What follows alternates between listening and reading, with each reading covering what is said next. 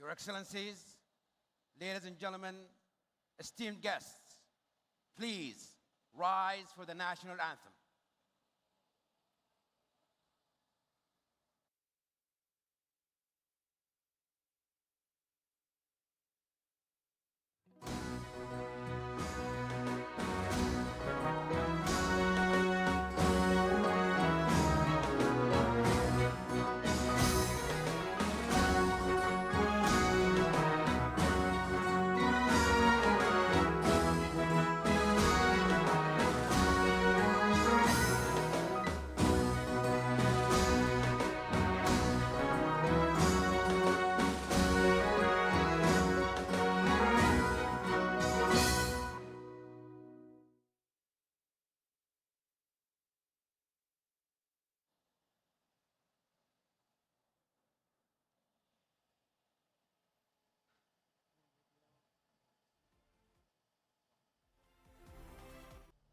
Step into a world where financial boundaries dissolve.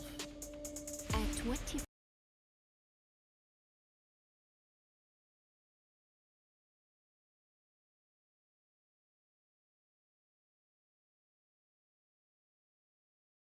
breaking innovation, nurturing creativity, and empowering new voices to lead the way. Join us as we connect globally, building bridges across the world.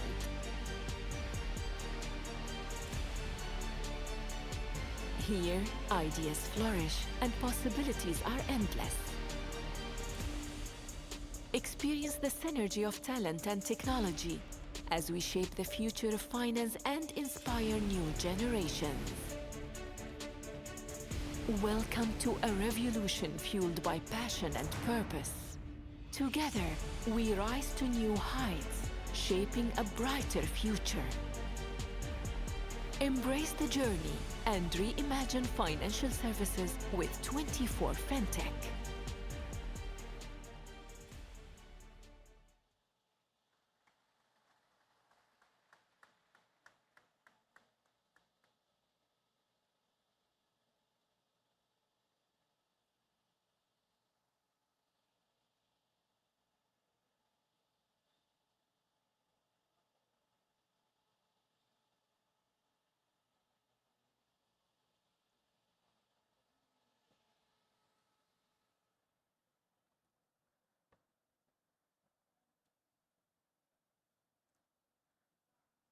السلام عليكم ورحمة الله وبركاته.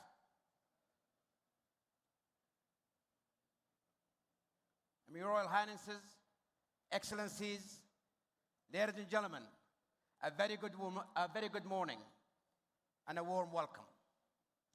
My name is Mohammed Al-Qahtani, and I'm honored to be the Master of Ceremony for 24 Fintech here in Riyadh, where we convene to reimagine the future of financial services.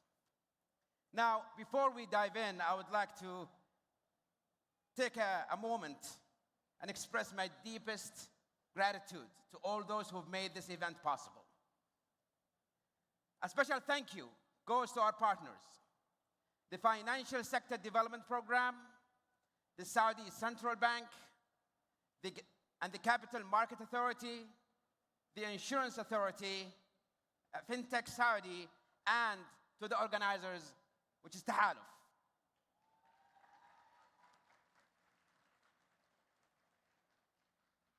And let us also acknowledge our sponsors and supporters, whose help and commitment have ensured the success of this event. And of course, a heartfelt thank you to all of you, our esteemed audience, for your presence and active participation. Ladies and gentlemen, it is now my great pleasure to officially kick off 24 Fintech.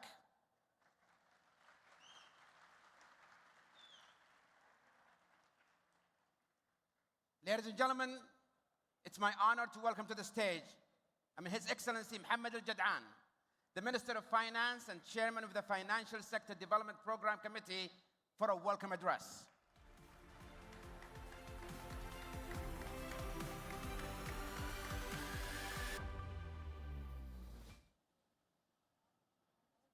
السلام عليكم ورحمة الله وبركاته.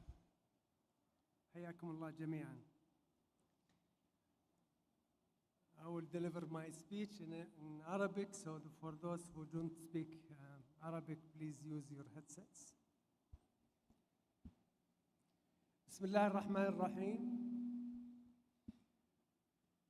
أصحاب المعالي والسعادة، السيدات والسادة، الحضور الكريم، السلام عليكم ورحمة الله وبركاته، وأسعد الله صباحكم بكل خير.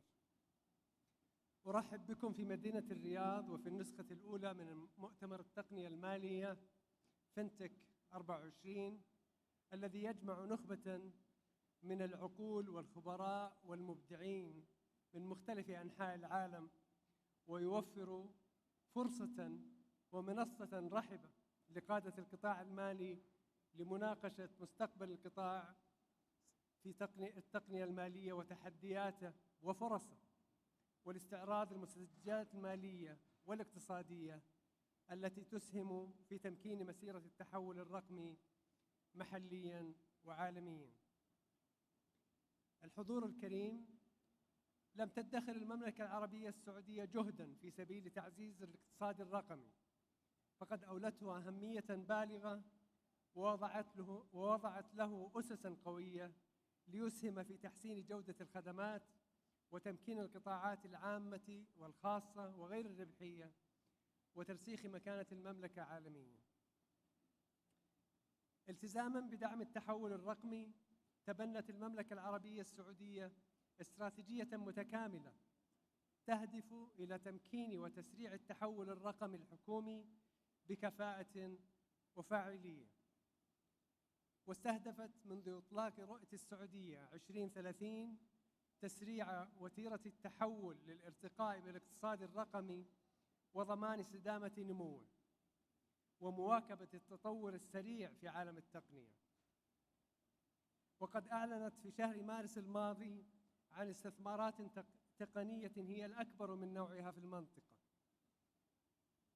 وإذ يشهد قطاع التقنية المالية حول العالم تحولاً كبيراً في ظل التطور التقني المتسارع والتقدم المستمر لتقنيات الذكاء الصناعي، فقد أطلق برنامج تطوير القطاع المالي، أحد برامج تحقيق رؤية السعودية 2030، الخطة التنفيذية لاستراتيجية التقنية المالية قبل أكثر من عامين، والتي تعد أحد ركائز البرنامج الهادفة إلى أن تصبح المملكة موطناً ومركزاً عالمياً للتقنية المالية.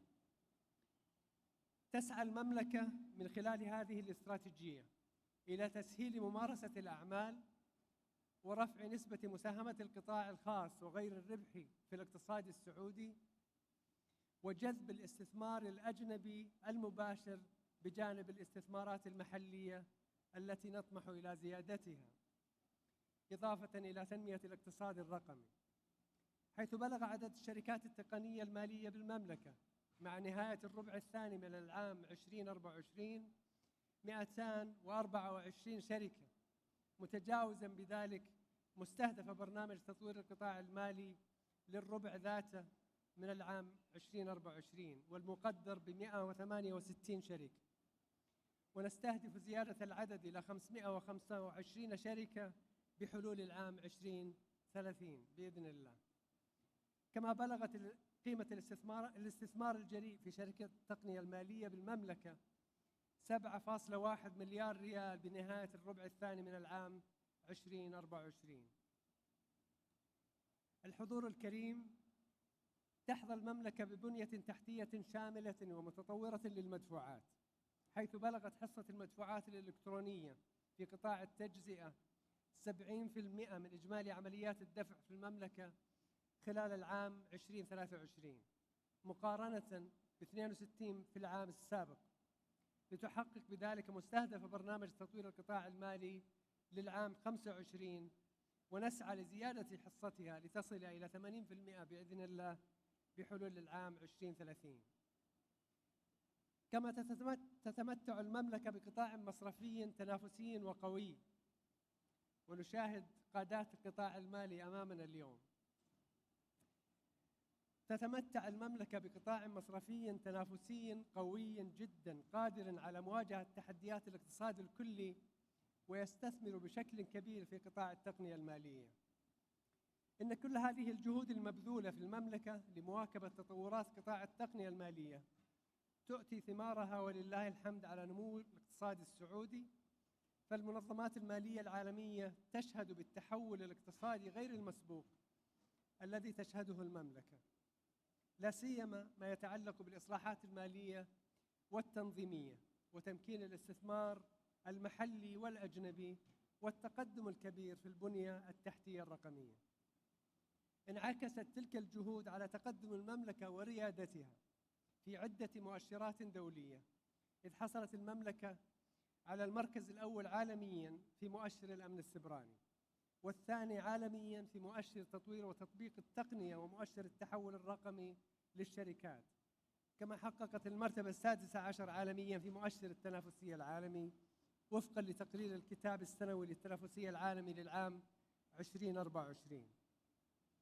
الحضور الكريم، مع تنامي هذا القطاع الحيوي الذي يتوقع أن تتجاوز إيراداته عالمياً في العام 2030 1.5 تريليون دولار، تتعاظم أهمية النمو المستدام فيه، وذلك بتعزيز ثقافة الابتكار وتحسين البيئة التنظيمية والتشريعية وتطوير البنية التحتية الرقمية واستقطاب الكفاءات المتميزة وتنمية مهاراتهم وجذب الاستثمارات.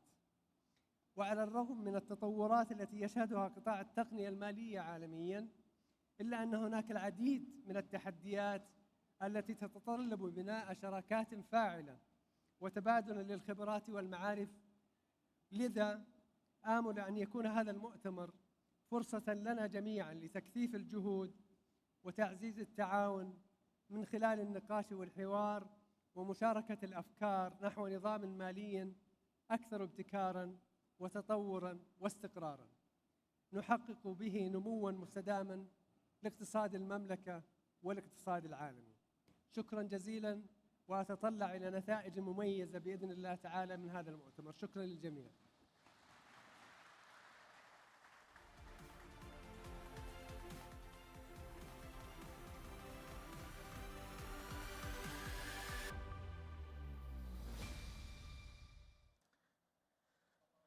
Thank you, Your Excellency.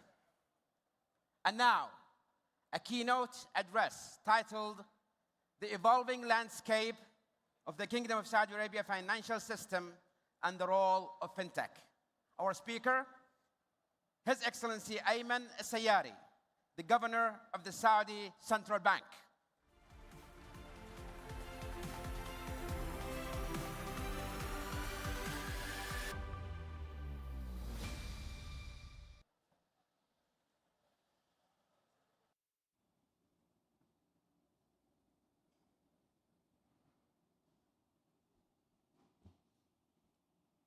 At the risk of some repetition from the data that was laid down by His Excellency the Finance Minister, but I'll try to avert those as much as I can. بسم الله الرحمن الرحيم والصلاة والسلام على أشرف الأنبياء والمرسلين نبينا محمد وعلى آله وصحبه أجمعين. أصحاب السمو والمعالي والسعادة، الحضور الكرام، السلام عليكم ورحمة الله وبركاته. أستأذن الضيوف الكريم لإلقاء كلمتي باللغة الإنجليزية. I am delighted to see this distinguished group of policymakers, fintechs, startups, and academics from around the world gathered here to exchange ideas, collaborate, and explore the trends that are shaping the future of the fintech ecosystem. I would like to begin by framing my remarks in the context of the extensive transformation we have seen in the financial system in the kingdom, particularly over the past 2 decades. The financial system has evolved significantly from its early days, characterized by the concentration of traditional banks. This change largely occurred in two distinct stages. The first transformation saw a deepening of the financial system with the emergence of a larger number of both domestic and international banks, as well as specialized lending institutions. While traditional banks have remained the principal participants in this system, a second wave of changes over the last decade has seen a further expansion. This has resulted in a broader range of banks, finance companies, and a growing fintech sector. While the expansion of non-bank financial companies was propelled by the growth of the private sector, the acceleration of financial innovation in Saudi Arabia has been driven by a unique combination of organic demand factors as well as concerted policy initiatives. I would highlight four key drivers amongst these.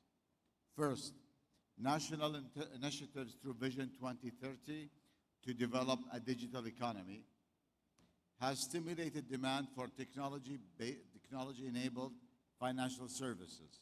Second, the advancements in computational and analytical technology have allowed the development of a more sophisticated products and services.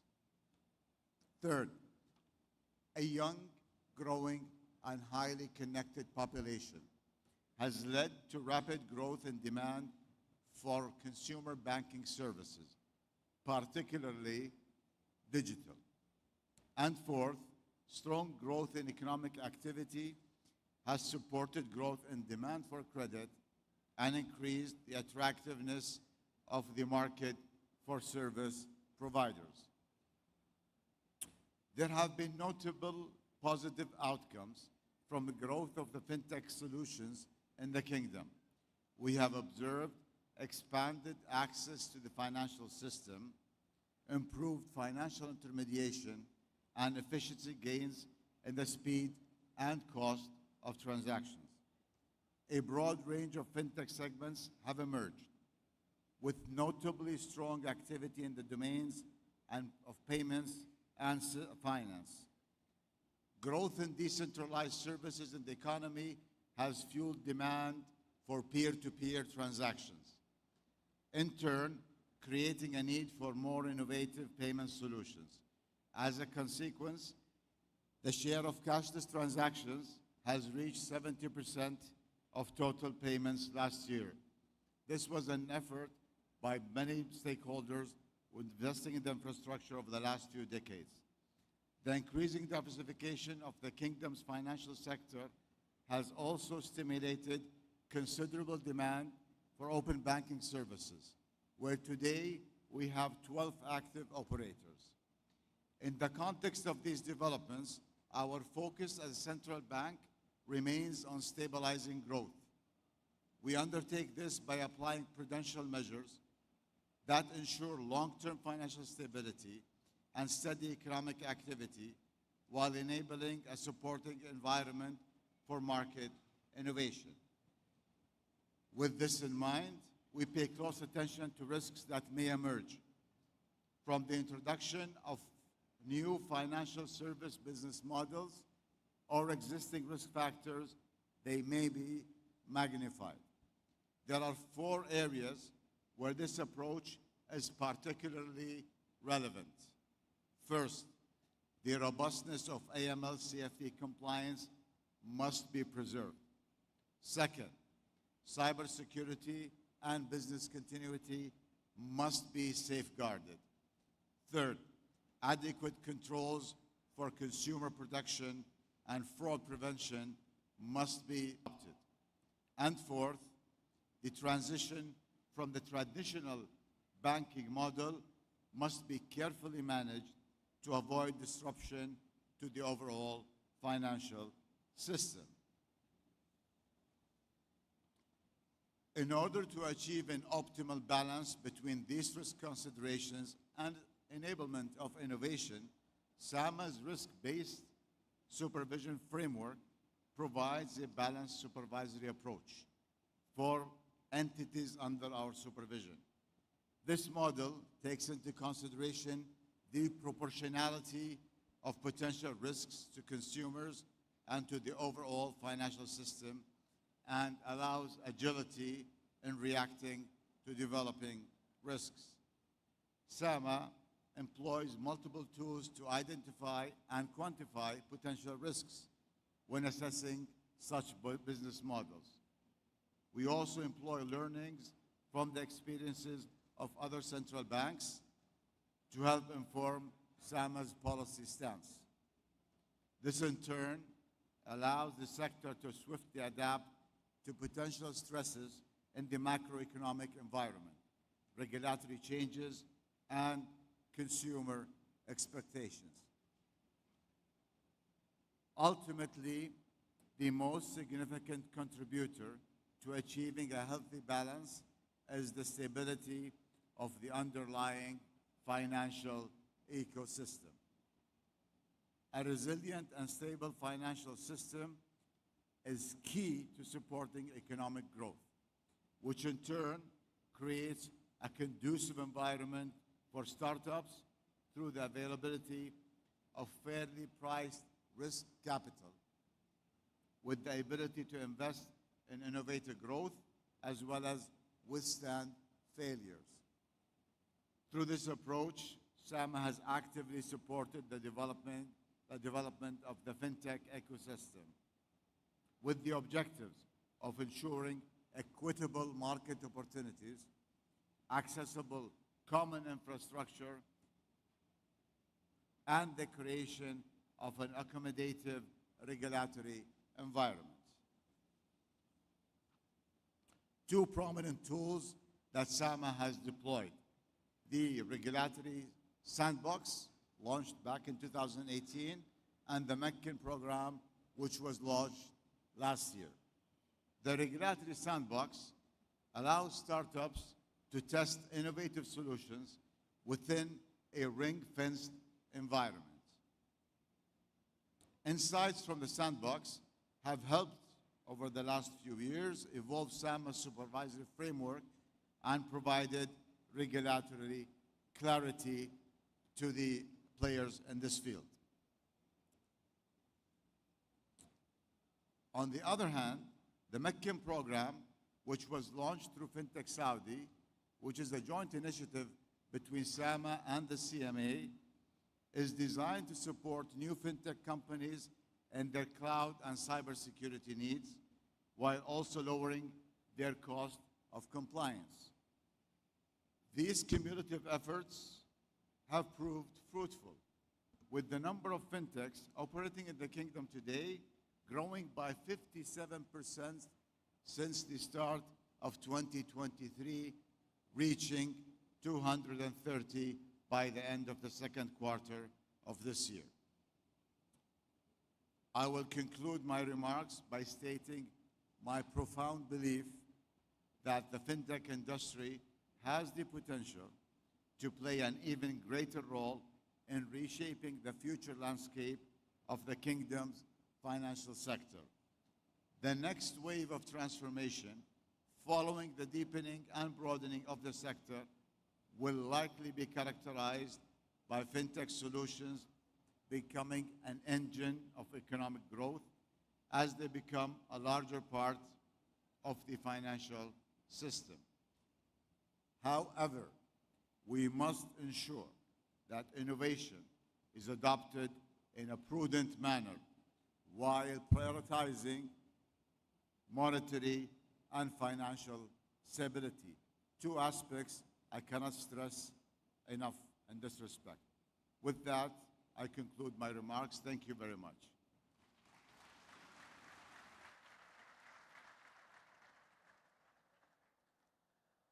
We thank you, Your Excellency, for your time and attendance, and we would like to invite you kindly to remain on stage, please. And I would like to invite His Excellency, the Deputy Governor of Payments at the Saudi Central Bank, Mr. Abdulaziz bin Sulaiman Abanmi, to the stage, please. And we'll also like to invite the Chief Executive Officer of Samsung Electronics Saudi Arabia, Hyun Dong Hendrik Lee, to join us on the stage, please.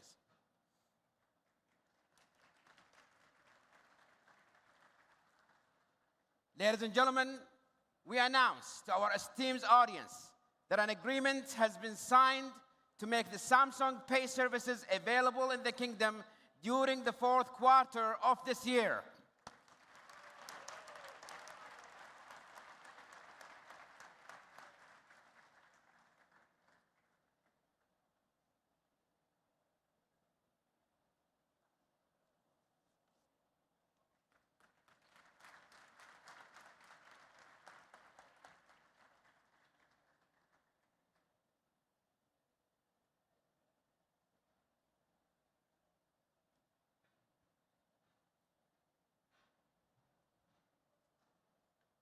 Thank you, Your Excellencies.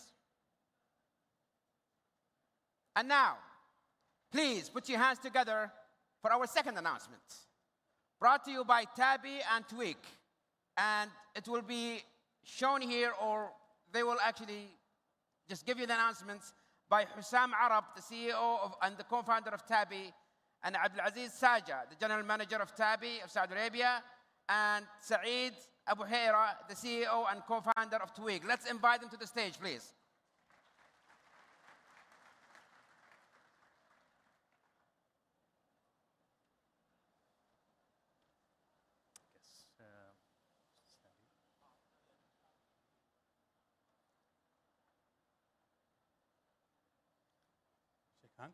All right, so we're very, very excited to announce a landmark transaction of the acquisition of Tweeq, one of the leading e-wallets in the kingdom, by Tabby, the leading buy now, pay later company in Saudi Arabia.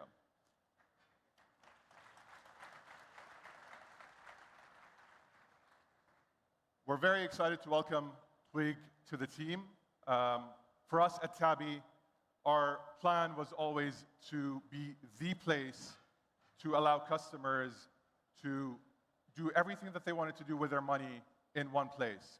Spend, send, and save. And we believe that with Tweeq, we will be able to do that very soon. If we do things right, we will be able to empower millions of Saudis to manage their money online and do a lot more with it and be in control of their financial well-being. Thank you, Hussam. At Tweeq, we've been always inspired to build the best experience for payment in Saudi young individuals. We've been able to do it with the support of Saudi payment with the central bank, and we've been always amazed to have the opportunity to even serve it more people across the Middle East, and looking forward to a partnership and to be part of Tabby's ecosystem. Just to reiterate what Hussam and Saeed mentioned, we believe that Tweeq has built the best mobile-first wallet experience available in KSA. And we believe also that there's a large opportunity for people to do much more with their money. And Tweeq is going to help us realize those ambitions. And thank you, everyone, for helping us get to this point.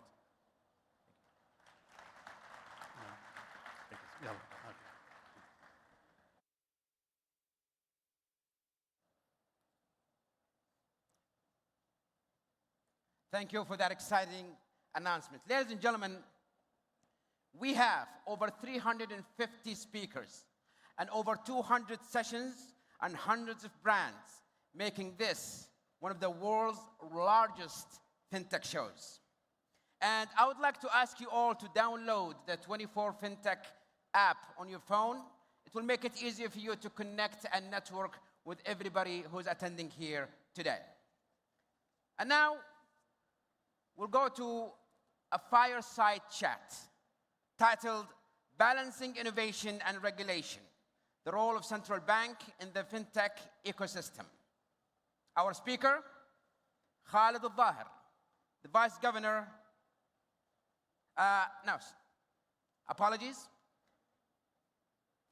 So the fireside chat is the capital market outlook in the age of digitization. our speaker, His Excellency Mohammed Al-Gweiz, the Chairman of the Capital Market Authority. May I have him on the stage, please?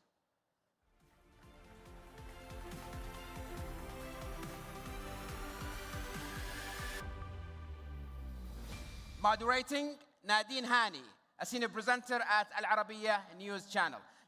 So please, let's give them a big round of applause. Thank you. Thank you, Mohammed, for the kind introduction. Your Excellencies, distinguished guests, good morning, and welcome to this inaugural edition of 24 Fintech. I'm Nadine Hani, business news presenter for Al Arabiya Business, and it is such a pleasure to be here with you today to moderate several of today's panels discussing Fintech, which is it hasn't only changed the way we do business, but it has also changed the way we live our lives, from the way we buy groceries and we pay for them to the way we invest our savings. So today's panels are catered in such a way to discuss the different aspects of the development of the Fintech sector. And over the next 20 minutes, we will focus on Fintech in capital markets. The theme of this fireside chat is Capital Market Outlook in the Age of Digitization. And it is our pleasure to have with us this morning His Excellency Mr. Mohammed Al-Gweiz, Chairman of the Capital Market Authority. Good morning, Your Excellency, and thank you for taking the time to speak with us today. Good morning, and it's a pleasure to be with you today. So we're talking about the importance of Fintech. Why don't you give us your view on the importance of the technology in general and Fintech, not only in the financial sector, but also in the capital markets? Wallahi, first of all, thank you very much, Nadine, and it's a pleasure to be here with such illustrious list of guests. As you can imagine, Nadine, the nature of financial services in general is highly amenable to digitization. We don't have products, we don't ship products, we don't require shipping. So the financial sector has been one of the earliest adopters to digitization. If we recall in our area, which is the area of capital markets, digital trading actually started in the 70s, even before the internet was launched. Even in Saudi Arabia, digital trading was one of the first to enter in the early 90s. Today represents over 90% of traded volumes. The same with IPO subscriptions. And more recently, if you look at not just the digitization of processes, but the digitization of decision-making through what we call algorithmic trading, where machines make the decision. Today, around the world, algorithmic trading represents 60 to 70% of global traded volumes, especially in developed markets. And in Saudi Arabia, even though it's a new market to algorithmic trading represents about a quarter of traded volumes in the Saudi capital market. So this gives you a sense of how digitization is important.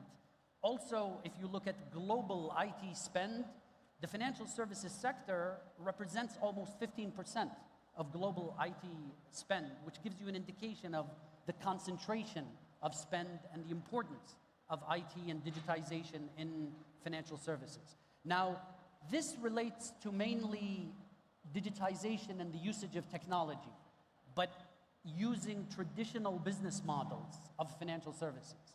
And digitization didn't really start disrupting the financial services sector until we started this fintech revolution. And the barrier there was mainly a regulatory one, because even though digitization was important, you still had to fit within the traditional frameworks that regulators had for licensing, for operations, which limited the amount of innovation and disruption they could create.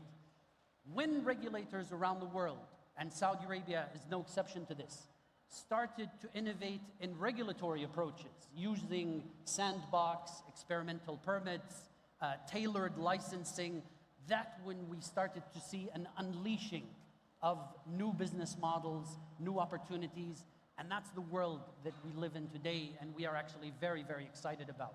And that's actually the reason why financial technology today, even though it's a new phenomenon, represents almost a third of all VC investment in Saudi Arabia and continues to be the fastest growing segment in venture capital investment and deployment, which gives you an indication of both the opportunity of the sector as well as the size of investment that is required to develop this ecosystem. As regulator, of course, I'm going to ask you about the regulatory aspect because this is very important. But before we do that, if we are to look at the future of the fintech industry, where do you think are the key opportunities in fintech going forward, especially when it relates to the capital markets? If we actually think of fintech as ultimately using technology to create new products and services to fulfill needs that were not met before, I think the best point to start is where are the needs today? Where are the problems today? And I think if we look at the financial sector in general, I think we are good in many, many areas. But there are several areas where we have to admit that we have some room to go in terms of development. One is account opening and authentication. No one looks forward to opening an account with a financial services firm, particularly given the multiple requirements. The second is, while the financial services sector has potentially great products, the advice component, which is linking the right products to the right client, is always a challenge for both the institutions and for the clients that deal with the financial sector. The third challenge is actually to make this decision based on data rather than based on subjectivity, which is this innovation in using data, deploying data, and presenting data to clients in the most fashionable sense. The fourth is platforms, basically to combine all products under one umbrella and to create almost mini markets. And in our experience, the fintech firms that have tackled more of these challenges are the fintech firms that have succeeded the most. And so if we look at our area, which is the capital market space, the most successful in terms of number of licensed firms and in terms of business, whether it's robo-advisory platforms, crowdfunding platforms, or fund distribution platforms, have adopted either one or more of these pillars of competitive advantage. To what extent are those services available today? Because we're talking about opportunity. Where are we today from those opportunities? I think you mentioned KYC, knowing the clients. You mentioned wealth tech, which is advisory, automating it. You mentioned several aspects of that. Are we there or not yet? I think we have just started. I think we have only just started. And when I say just started, I think there are two implications of this. I think we have only scratched the surface in terms of the number of financial technologies, the amount of capital deployed, and more importantly, the right market share of this segment of the over financial space. But equally importantly, this activity has actually rekindled innovation in the traditional finance space. So if I talk to my colleagues who lead financial firms, they are most concerned about the competition and the potential competition that comes from fintech providers, and that is really where the innovation happens. Let us discuss as regulator what you are doing to promote this sector. We heard from the Minister of Finance, we heard from the central bank. What about the Capital Market Authority? Well, Nadine, I would say what we have been doing as regulators in general in the financial space or in the fintech space is really four things. The first is actually not specific to fintech, in all entrepreneurial sectors, is financing. The most important thing we can do is to make sure that the sector, to start businesses and to launch businesses. And that's why the growth in the VC space, when Saudi Arabia has become the largest VC market in the region, the growth in exits through the traditional market and through the Namu market, one of the biggest beneficiaries is a sector that consumes the most amount of capital, which is the fintech space. And actually, we recently celebrated the first fintech that actually ultimately got listed and went public, which is a very short turnaround in terms as far as sectors is concerned. The second is through regulatory. And I think His Excellency, the Governor, talked about the innovation in terms of the sandbox approach, the experimental license. And to us, this was the real aha that allowed us to accommodate this innovation, but at the same time to fit it within our regulatory stance in order to both protect investors and protect the soundness of the market. The third is actually to become an interface between the fintech space and between other regulators. So we currently, for example, recognize that some of the most important challenges that fintech space relate to things like data hosting, data privacy, cloud-based services, and trying to provide solutions for the sector, whether on the regulatory side or on the solution, the actual infrastructure side, is an important link that we need to offer. And this actually leads me to the final element, which is there are limits to what we can do wearing of our friends and colleagues in the central bank. We partnered on Fintech Saudi, which creates a market development paradigm rather than a regulatory paradigm, which allows us to do things that we wouldn't want to do as regulators. Things like incubation, things like acceleration, like matching with investors, which cross the threshold of independence that a regulator is required. And the thing that we are most proud of is the recent announcement about the Meccan program under Fintech Saudi, which actually places a lot of money behind Fintech Saudi, whether it's for data hosting, whether it's for infrastructure, or bearing some of the costs for startup fintechs, particularly in their most nascent phase. How do you balance, we have to talk about risk. How do you balance between encouraging innovation, new ideas, making them happen, but at the same time making sure that you are not creating risks in the system which are not very apparent at this point and which might further down the road cause issues later on? In a word, I would say it's gradualism and staging. And to us as regulators, the staging component manifests itself through our sandbox and experimental permit. So on the one hand, the sandbox and the experimental permit are tailored for each firm. They are flexible to accommodate their business models. You don't have to fit within any specific paradigm. So that fits the innovation approach. However, the protection approach is through we always place limits on these startups. So if you are an experimental permit, we recognize that this is experimental both for the startup as well as for ourselves. So we have to place limits. And there's a process of graduation, which you need to do to move to the steady state licensing regime. And this actually means that the fintech approach and the sandbox approach is not costless. So while it's flexible, it accommodates, it takes longer.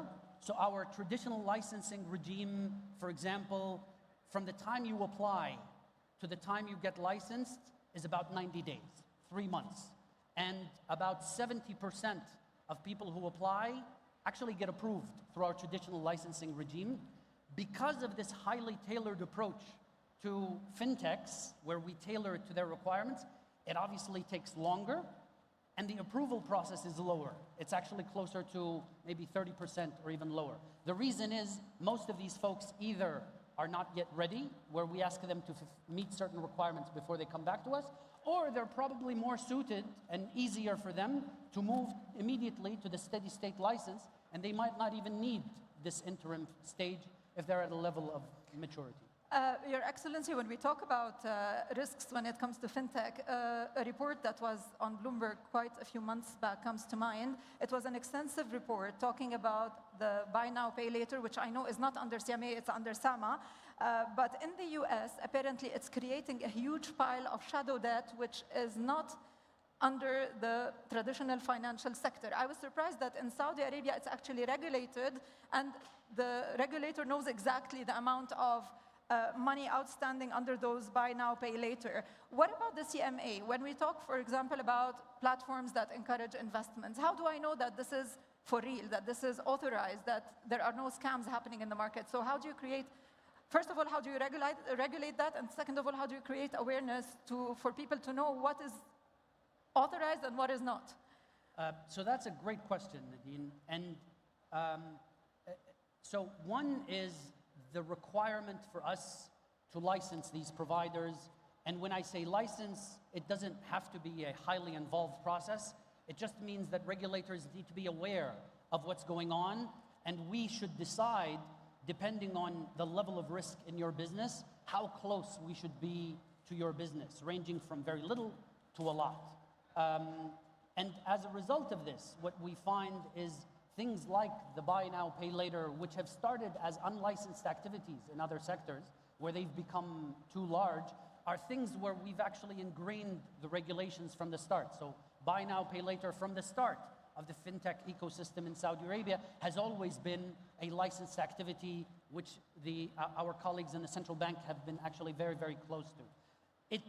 Fintech, if it does its job well, will and should make us a little bit uncomfortable because that's how innovation works. But that's the nature of the balancing act, where you balance between innovation and between the need to protect investors and to protect the stability of the market. And because of the very specific nature of fintechs, for example, in our traditional licensing approach, we only license or announce the licensing of these firms, not when we give them the license, but when they commence business and are able to attract business. However, because fintechs are different and we are aware that they're probably going to need capital, etc., we generally make our announcement decisions for fintechs earlier than them starting business, the moment we give them a license, actually in order to help them raise money, set up business, employ people, and more importantly, for people to know that they're dealing with a licensed firm as opposed to a firm that may or may not be licensed. Which business models right now under fintech are seeing the most activity in Saudi Arabia? For example, is it the wealth tech, as we said? Is it crowdfunding? Which platforms are actually, or which business models are actually seeing the most investments right now? So this is very interesting, Nadine. We have actually seen a migration in activity over time with fintechs. So when we first started with fintechs, the single biggest activity or interest was in crowdfunding platforms. And specifically, it was equity crowdfunding platform. Because you can imagine, if you can have a big market, can we have a small market for small firms? And indeed, crowdfunding platforms, particularly equity crowdfunding platforms, did an amazing job and created a massive transformation. And I'll give you an example from my own experience. Before starting in the government, I was an entrepreneur. It took us about 2 years to raise capital for our business.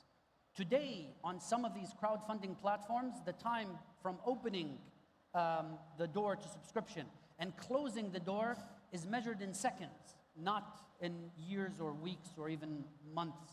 And that is a true transformation in terms of not just fintechs, but in terms of the impact and the role that fintechs play in financing and investing in the economy. The migration we have seen over time is we've seen a migration from equity crowdfunding platforms more to debt crowdfunding platforms, whether it's peer-to-peer lending or our DCM or debt capital market issuance platforms. And this is a combination of the maturity of the business models, when people recognize that if I'm investing in very early stage startups, I'm probably better served to do debt where I have a defined maturity rather than equity where I don't have a defined exit. But more importantly, because of interest rate environments. As interest rates have increased, migration has shifted from equity to more debt-oriented investments.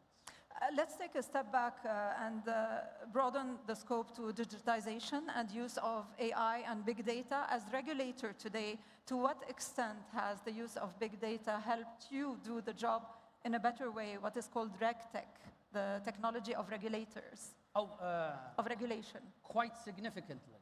I'm sure that most people hear announcements from a regulatory side on legal actions that are taken in the capital market space against offenders. Almost all, not all, but almost all of these legal actions are actually originated and spotted using technology. And actually the last iteration, which we started a journey in the last 2 to 3 years, is actually applying artificial intelligence to tracking all of market moves and actually identifying anomalous movements, which become the first thread to tracking the market and prosecuting offenders. So the quick answer is quite a lot. Let's end the conversation on a positive note and ask you, what is it that you're most excited about when you see the developments happening here in Saudi Arabia when it comes to fintech and digitization in the financial sector? So Nadine, I am most excited when I talk to, at least as far as the fintech is concerned, I am most excited when I talk to my own kids about financial services, and I realize that their view of financial services by the accounts they open, the investment products they use, etc., is increasingly and almost entirely informed by financial technologies than traditional finance. And given the demographics of the country, that gives you an inkling of the size of the opportunity available for financial technology. But there must be challenges. We're talking today about a financial sector that is anchored by very big players in Saudi Arabia. So to what extent do you see agility in adopting digitization in general and fintech solutions? Well, I would say it's in two ways. We have seen many firms that have started as independents, and because they invest in technology, they provide better client service, they better user experience, in a very short period of time, they have managed to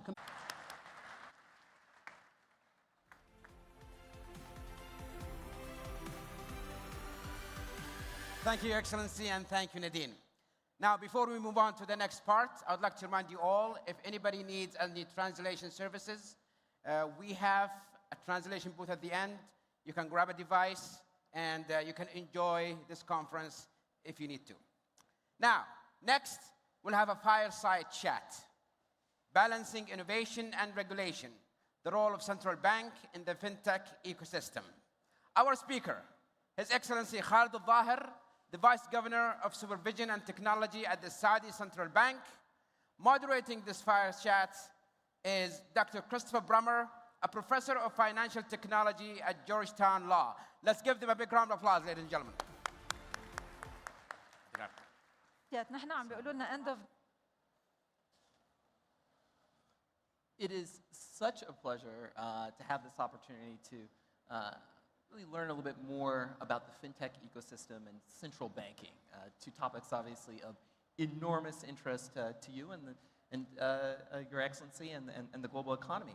I think to sort of kick off this conversation, it's good to maybe do some table setting a bit on the place of SAMA, particularly as it relates to innovation in financial services, but also financial technology. I mean, what's your view on SAMA's particular role? Well, first of all, Assalamu alaikum jami'an, and thank you so much, Chris. Welcome to Riyadh. I understand this is your first trip. It is. Thank you so much. So hope you enjoy this great event. And I'd like to thank the organizers for bringing in a wonderful crowd, great number of people that will discuss topics around fintech. I think, looking forward to engage with yourself and to meet with all of the fintechs from all over the world that will be discussing really topics around fintech. So on the topic of the role of the central bank, I think it's extremely important to keep in mind that the main priority for central banks and for the Saudi Central Bank is the monetary and financial stability. It's extremely important to keep that in mind as we look at engaging with new models, new technologies in the financial services industry, making sure that these models maintain the sustainability and the stability of the financial sector. Right? It's also important to understand the foundations that are built to support that stability, ensuring that these foundations are maintained, understanding the potential risks that new models could introduce, and making sure that there is the right mitigation for these types of risks. So that would be the core focus on ensuring this type of risk is properly maintained. Now, to provide the value for the financial services industry in general and in particular to fintechs, it's important also to keep in mind that the financial sector is a critical sector to support the overall Vision 2030 in the country. There are a lot of industries that need to be served as part of Vision 2030, tourism, hospitality, retail, but also important industries like housing. So a lot of new and innovative financial services product solutions and fintechs are offering these new services and new value to these clients. So it's important that the financial sector maintains that resilience, maintains the trust in these financial services industry providers as they provide these new types of and forms of value. So what SAMA has been doing over the past period is ensuring that there is the platforms that provide the opportunity for these different fintechs to experiment with these new business models, right? So the creation of the sandbox. We just heard His Excellency, Chairman of the Capital Market Authority, talk about the sandbox in CMA. We've heard His Excellency, the Governor of the Saudi Central Bank, talk about maintaining the stability, but also welcoming new financial business models. So the sandbox is a great opportunity to have that dialogue. But it's also important to see how these new models could reflect on the regulatory framework, right? To make sure that the regulatory framework evolves into supporting these new different models. But in addition to the sandbox, the Saudi Central Bank has also created different initiatives and programs to support fintechs. So, for example, one of the programs is called Meccan. It's actually an enablement program for fintechs.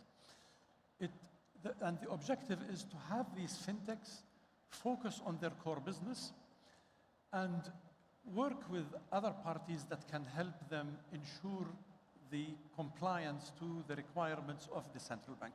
Because the requirements for things like, cybersecurity, counter fraud, AML, CFT, right, needs to be maintained. You cannot compromise on that. But you need to also think about these fintechs, smaller companies that need to comply to all these requirements. So that program is designed to help these fintechs solve these problems and focus on their core. The other idea I think that's important is looking at talent. So it's important to really work with different entities in Saudi Arabia. So one of the entities is Fintech Saudi, for example, that looks at bringing these different fintech organizations together. But then also the Financial Academy, which focuses on building talent and providing this talent to the different fintechs and allows them to focus on their core. That is impressive. It's ambitious. It's broad. One thing that I tell my students in Washington is that central banking is both global, but it's also national. You're looking at a number of different mandates. When you think about modern central banking, there's really a desire to kind of address different kinds of objectives, some of which ostensibly have trade-offs, but you talked about trust, you talked about stability, issues I want to get into a little bit more. But when you think about central banking, usually trying to advance integrity, usually trying to advance things like stability. How do you take that trade-off, or how do you try to achieve these multiple objectives like consumer protection on the one hand, but also enabling innovation at the same time? What's your philosophy, and what's your strategy, and how can central banks achieve those two very different objectives? I mean, we have to do it with a lot of care. I think that's really the key. Because again, as we said, stability is key. Resilience is very important. Sustainability is very important. So we need to really be careful as we introduce new models. We welcome innovation.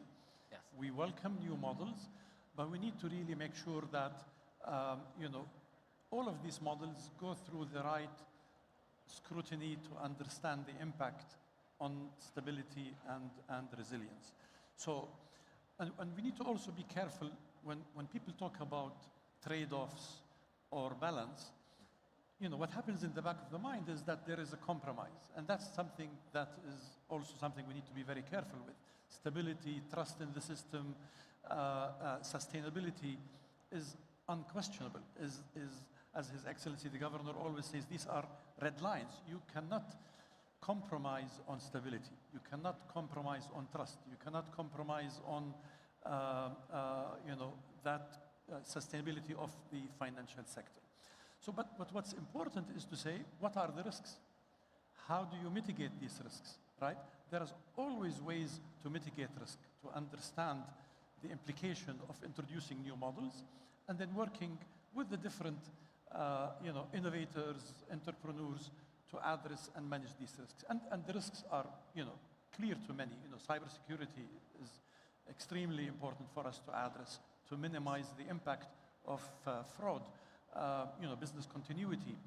But there are risks around data, for example, access to data, risks around the introduction of AI. I mean, there is a big drive to introduce AI into the financial services industry. And that's something that we welcome. At the same time, we need to say, what's the implication? What is the impact? And how can we make sure that there is that continuity in the trust? There's new technology that is coming, like quantum computing, for example.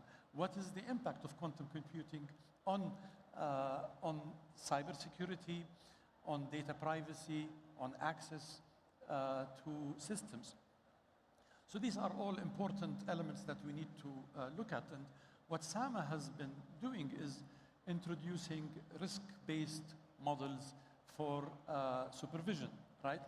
You cannot treat everything in the same way. You need to really look at regulation and supervision from a risk perspective and focus on the right areas so that you can allow these models to be successful and to thrive.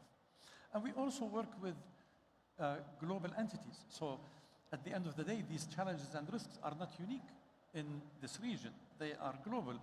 So we also seek collaboration with other central banks within the region, but also globally to say, how have we addressed these challenges? How did we introduce mitigation to some of these risks? And I think that collaboration is extremely important between central banks, but also within the fintechs. This platform today is a great opportunity for people to share these risks and understand how to mitigate them. So I'm hearing modularity, I'm looking at or hearing nuance, research, rigor. But I also heard these terms of trust and stability. And when you think about the enablers of financial innovation, usually you think about issues like financial infrastructure. But we've talked about this before, and you also talk about stability. What is the relationship? And I think it's particularly interesting as from your perch as the Vice Governor of Supervision. What's that connection between stability and fostering innovation? Well, first of all, stability is extremely important for the system, right? We cannot introduce new models that could create a question for stability, even for the investors and for the entrepreneurs and the fintechs. If they do not have the trust in the financial sector as a whole, how do you know that your investment is going to be healthy, to be successful, to have the opportunity to grow? So that stability is critical. And SAMA, over decades, have focused on ensuring the stability of the financial sector. That is definitely a platform that continues to be solid, needs to really be maintained, and ensures that any new models that are introduced do not touch on that stability. And so what SAMA does is performs regular stress testing to the system, understands the impact of potential scenarios. So what if these types of scenarios occur? What should really be the readiness of the different financial services providers, including the fintechs? So you need to really say, are you ready for this type of change in the system? We've seen different, and you need to be ready. Yes. So that readiness is extremely important. Understanding business continuity and the impact of any change to the continuity, because at the end of the day, we need to look at the value created to the consumer. How will scenarios impact the consumer and their experience, right? You need to maintain, as you mentioned, the consumer protection and making sure that whatever financial services organizations the consumers are working with, their financials are protected, their money is protected, the services that they expect will continue to be maintained. So I think that's an important, an extremely important point. In addition, working with global organizations.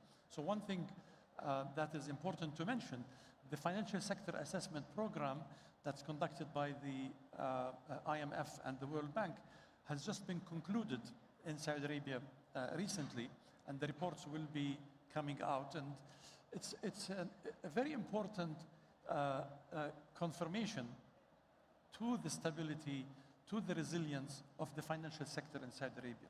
And we need to make sure that whatever in new entrants, new models that come into the system, are compliant to these solid, high standards expected in the financial sector. What I find so interesting about that answer is hearing those words of trust and stability. This idea that trust is not just a question for banks, but it's also of relevance for fintechs as well, in terms of development. I know we don't have too much more time, but when you do think about fintechs, do you have any advice, if one will, for fintechs who are looking to become financial players, both here within the kingdom or internationally, who are perhaps thinking about setting up business here, particularly in light of this conversation and in light of your role and responsibilities? Well, it's a very important point. What type of advice should we give to different fintechs, entrepreneurs, investors? And I'm sure there will be a lot of discussion throughout the coming 3 days. And you will hear it from other speakers and in different meetings. I think the key, really, which is extremely important, is to think long term, to think about sustainability, to think about potential value creation and what will the end consumers and users of these fintech solutions be receiving, right? On a consistent, sustainable way. I think that's an extremely important point. The second is, for fintechs, for entrepreneurs, my recommendation would be close to your regulators. So we as, for example, the central bank, but also to the Capital Market Authority, the Insurance Authority, we're all keen to listen, to really create the opportunity for these fintechs to experiment and explore their business models. And as we listen and agree to the way that these fintechs would operate in a safe environment within the sandbox, that also feeds into enhancing, improving, and expanding the regulation that covers these particular business models. So I think it's important to be close. It's important to mention that, again, SAMA and all the other regulators, we are open to have these types of discussions and dialogue. We're welcoming innovation, but we need to make sure that we are clear on our expectations. So what do we expect from the different players in the market, including the fintechs? So we have very good clarity on that. We publish the regulation, we adjust and enhance the regulation based on the new models, but the expectations are clear. But it's also important that we are clear that we are firm on maintaining the stability and the trust that we mentioned. Part of the advice also is to say, be clear on the value you are creating for your customers, right? Listen to your customers, right? Understand the different models that your customers are looking for. And also utilize the platforms that exist in the country. So you mentioned Fintech Saudi is a very important platform that creates the opportunity for different fintechs to talk to each other, right? The Financial Academy we mentioned, but we also create events like this, right? That encourages fintechs to actually talk to each other and say, hey, I have this idea, maybe we can complement each other, right? Because not everybody will do everything to their clients. You know, you will add value in one area, maybe other fintechs can add value, you know, maybe complement that with providing better insights. So work together. I think that's a very important point that I would love to mention. Yeah, again, what I find so interesting and powerful in those comments, and one of perhaps the word that you've repeated the most is value when it comes to fintechs, and this idea that that value comes from sustainability, it comes from a longer term perspective, and it comes from being close to your regulator. And to have that conversation and to give those words of advice specifically to upstarts is particularly notable. Thank you, Your Excellency, for your time. This has been a really interesting conversation. As you know, I learn a lot from talking to you. Thank you so much. Thank you, and again, thank you to all of the participants of this event. We really look forward to continue to have a dialogue and a discussion with you over the coming 3 days, and hopefully continuously as you experiment and explore your different business models. You know, Saudi Arabia is the largest economy in the region. We believe we have the foundations, we have what it takes to really be the fintech hub and the fintech destination that we aspire to be. Again, thank you so much, and thank you all for your time. Thank you.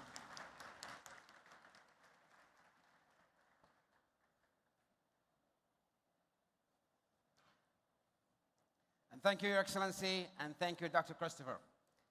Ladies and gentlemen, we have at this conference 4 main stages. The Executive Summit, which is this stage, where we're going to discuss the governance, risk and policy, and global interoperability. And then we have the 24 Trends stage. We're going to dive into trends shaping the world of finance. We also have the Future stage, where the future of finance is reimagined. And finally, the FinTech Fusion stage, where we discuss strategic investments and collaborative partnership. Also, we have the food court in this hall. It's actually right there. And we have coffee stands and coffee stations all over this conference. So please enjoy it as much as you can. Next, we're going to have a panel discussion. Market-driven versus regulatory-driven approaches to creating fintech ecosystems. Our speakers, Her Excellency, Madam Al-Maryam Abti Al-Swedi, CEO of Securities and Commodities Authority at the UAE. Also Colin Poe, the Executive Director of Financial Infrastructure at Hong Kong. His Excellency, Mr. Yazid Nafjan, the Deputy Governor of Financial Innovation at the Saudi Central Bank. And Ryasuke Yoshida, the Chief FinTech Officer at the Financial Services Agency in Japan. Moderating this panel is again Dr. Christopher Brummer, Professor of Finance and Technology at Georgetown Law. Ladies and gentlemen, let's give them a big round of applause.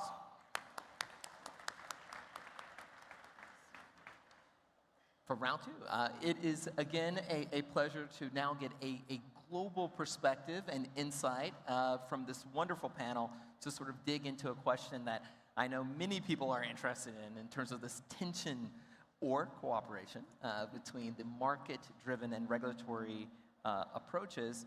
And Your Excellency, I think I'm going to start with you first, particularly on this question, which is as much a policy as it is a philosophical question.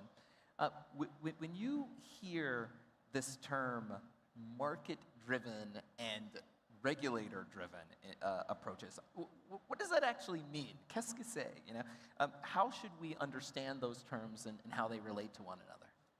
So first of all, thank you so much. Good morning, everyone. We're really happy to have you in Riyadh. So thank you so much for coming. So the discussion on regulatory versus market-led approaches is an ongoing discussion among all central banks. So traditionally, central banks were very much regulatory-driven, by which we mean that it's in terms of the regulatory framework, it tends to be a bit prescriptive and focuses on ensuring compliance, and this is very important, especially in the early stage when building the financial sector. And that's been a traditional approach by most central banks, if not all globally, in the last few decades. However, with the emergence of new technologies, more different business models, the rise of NBFIs, the need to accommodate these kind of innovations and for central banks and regulators at large to become much more dynamic in their approach, whether it's in setting the regulations, building the supervisory framework, it has to correspond to the potential risks and potential issues that is posed by those entities. So I want to avoid with the risk of being redundant, because His Excellency the Governor and the Vice Governor talked about the same issue, but central banks' focus is to maintain monetary and financial stability, right? And monetary and financial stability, a big part of it is trust and confidence in the system. And this would require a very strong infrastructure. This infrastructure, the market it is very difficult to expect the market to come and build an infrastructure with these broad macro principles in line. So what we did, in the case of Saudi Arabia, what we did is we have invested a lot in the last 7 decades, in building a strong financial system, a resilient system with an advanced market infrastructure that enable us to start to become more progressive and more proactive in understanding what would be the applications of new technologies, and also understand that we need to foster innovation, because these technologies and those new business models are providing ample opportunities to increase and enhance the efficiency of the sector. I'll take one example. So when we look at SAMA, we started the sandbox with His Excellency the Governor and the Vice Governor talked about it, which provides a controlled environment for players to come and experiment. So one case, at least, is the open banking program that we've launched. The open banking program, which is a significant and a strategic program for SAMA, and at a global level, most of the central banks are moving toward it, given its benefits on enhancing financial literacy, financial inclusion, and increase efficiency of the overall financial system, but it also poses a lot of risks, right? However, you cannot offer open banking services if you do not have a strong infrastructure that is built based on this regulatory-based model. So this gave us the opportunity to be a bit more dynamic in nurturing this innovation. We have, I've mentioned open banking because yesterday we made a significant milestone where we've launched the payment initiation service standards. That's an important step for the open banking program. We have around 12 companies today in the sandbox. Each has their own business model. They're targeting different segments, trying to address different market needs.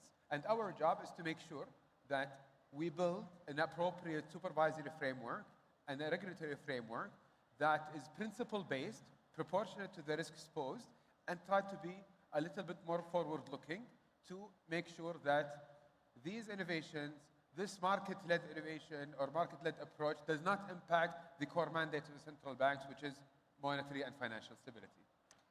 That's fantastic and extremely interesting, and there are lots of different layers there about the sandbox as an opportunity both for the regulator and obviously for industry as well, and whether or not it's market-driven innovation and versus the oversight. Colin, I think I want to sort of follow up with that series of questions. Certainly, the terms market-driven and regulator-driven approaches can at times have or cause a little bit of criticism on sort of both sides, especially when it comes to enabling fintech innovation. But from the HKMA's perspective, what do you see as the key benefits and drawbacks that you've observed in practice, sort of from each of these approaches? Okay, thank you. First, I'd like to thank the organizer for inviting me to join this very important event. Regarding question about the pros and cons of the two different approaches, first, I think I would say there's no single best approach to help with fintech development. The approach most suitable to a jurisdiction may depend on a host of factors, like the structure of the market, the regulatory landscape, and also the technology landscape. However, I do think that whatever approach a jurisdiction is adopting, it must be able to address three characteristics of a fintech development. First, it is an ecosystem-wide thing. Secondly, it tends to move very, very rapidly. And thirdly, it entails a very significant economy of scale. Imagine in the future, a person acting on behalf of a company want to invest in a tokenized asset using tokenized deposit for settlement. And that would involve the person, first entering into some sort of authentication digital ID system to authenticate, to authorize, and then he must have access to the user interface to make the transaction. And there must also be the digital DLT platform to contain the digital asset, and there must be the banks providing the tokenized deposit, riding on possibly a wholesale CBDC's layer to effect a settlement. Well, for all these things to happen in an automated manner, so these different providers would need to act in a coordinated manner. So you can imagine there are a lot of parties involved. The whole ecosystem will need to be mobilized. And secondly, due to the technological advancement, these things, the technology adopted, can be evolving very, very rapidly. And the third area is about economies of scale. And in this area, just like the adoption of technology in other areas, the bigger the scale is the adoption, the better will be the cost effectiveness. So it can easily, go into the kind of winner-takes-all situations. So we need to, really pay attention to these areas as well. So, put in context, I think for facilitating fintech development, it's like mobilizing a group of people, a large group, working together in a coordinated manner. They may have different incentives, or they may even have conflicting incentives. But we need to actually provide some sort of guidance or assistance to them. So if you ask me, I think the important is how we can manage the process. That probably will call for what we call an assisted process, not fully regulator-driven process, but a regulator-assisted process to ensure that the whole thing will be conducted in a manner that can facilitate innovation. At the same time, the safeguards will be there. Thank you. Again, a very ambitious project, right? Just managing really lots of different kinds of players. Dr. Al-Suwaidi, I wonder sort of what your perspective here is, particularly in this fintech space. Does a fintech-based financial ecosystem, does it self-regulate? And does it need a financial regulator in order for it to operate properly? Well, thank you, Chris. Before I address your question, I would like to express my deep thanks to the organizers for putting up such a fantastic event and for giving me the opportunity to address this elite audience. Now, coming to the question, the regulatory landscape for fintech activities is complex and often depends on multiple factors, like the specific nature of the services being offered, the nature of the prospective clientele, the, I feel, the interfaces of the fintech with other platforms, as well as the, the global reach of the services, etc. Each of these elements, require and should be taken into consideration before deciding which rules or regulation apply to the fintech. As a regulator, I would rather be on the side of caution when it comes to dealing with investor funds. So, and I do consider that in this region, the industry is still far from being, at a stage where it can be self-regulatory. So, therefore, there should be some form of oversight. But the question would be, what type of oversight is needed or is appropriate? Well, just that would depend and would be decided by the nature of the fintech. Essentially, what I'm saying is that if a fintech is a service provider to other fintechs or to regulated entities, or it is a part of chain of service, channels, and there is no direct access to the client's fund, I would consider it to be a case fit for, self-regulatory or a loose deregulation, So in that case, that would be okay. Then a register status or even be made to self-register itself would suffice. However, if the fintech company's activities fall under the, fall within the financial regulatory activities, or have access to investor funds or direct or interface with the client, then it should fall under some kind of oversight from regulators. That would be the Security and Commodities Authority or the central bank in the UAE. So this is, really important because we need to carefully analyze the nature and the services of the fintech in order to, know which oversight should be applied to this fintech. Key insights, look at the nature of the services, the nature of the stakeholders, and ultimately come up with this question, what form of oversight or supervision then we would need. Ryosuke, Ushida, you've seen this obviously in Japan. In what ways has Japan's financial services agencies, in what way has the understanding itself, right, of these factors, of market and regulator-driven approaches evolved over time? And how has the understanding of the nuance, the trade-offs and the like evolved?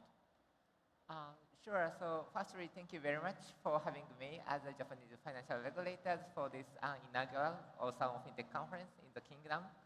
And then I'd like to highlight regulation and the regulators is not enemy to innovation and the market participant. Rather, healthy regulation should be indispensable factor for players to come up with new solutions and a safe environment, like many as my colleague mentioned. And I will take AI as an example. So AI, even conservative Japanese banks are exploring how to use AI in their financial operation and then creating something new businesses. But in Japan, there is no specific regulation, financial regulation about AI. On the other hand, we have a cybersecurity guideline, AML safety guideline, and the model governance principles. So of course, that regulation should apply to the financial sector regulated entity, regardless of the technologies. But still, they are not sure they can really use AI for the fraud detection or marketing or some other purposes. So for now, private sectors are working together to develop self-regulatory guidelines for the use of Gen AI, and it was published last month. But many people think regulators should also say something about the use of AI. Otherwise, the compliance department are kind of, scary about trying something new. So that's why we are now developing AI policy for FSA, and that includes the discussion with stakeholders, and then do survey for banks and then fintech companies, and then do data analysis, and then try to find the evidence and the data of what the AI is actually used in Japan. And then we need to identify the risks of financial stability, consumer protection, and then financial crimes, and then we will take some policy action, if any. So our next step is to publish discussion paper. Actually, it's not regulation. It's like, for the communication with the industry. So we would say this is kind of a soft approach. It's not regulation, but we would like to take some roles for the fostering innovation. So that's just one example, but the same thing goes to other fintech area like open banking, buy now, pay later, and then some type of international money transfer where the regulatory requirement is not necessarily clear for everyone. So we are trying to understand technology businesses and then try to make our regulation better. So that's my perspective. I think I'll give you Your Excellency the opportunity to kind of build off of that and to respond. I mean, particularly in an environment where you see so much rapid technological change. You're almost always trying to hit a moving target of sorts. But I was really interested in your perspective and leaning in. Technology changes. So does that mean that, or how does that impact the role of the regulator? Does the role of the regulator change? Does it evolve? What's the relationship between those two things? And maybe I'll sort of put onto the end of that, since we do have an international group of regulators, how does that feed into questions of even international coordination, since many of these businesses are operating across borders? Yes, it's for you.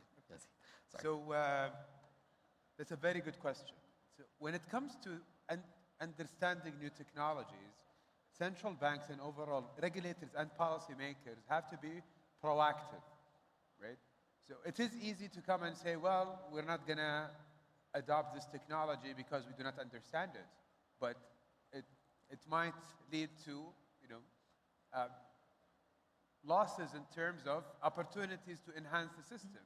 So what central banks are doing, or at least in the case of SAMA and other central banks that we're working with, is becoming much more proactive in understanding the technologies, understanding potential use cases, understanding what are the risks stemming from these technologies.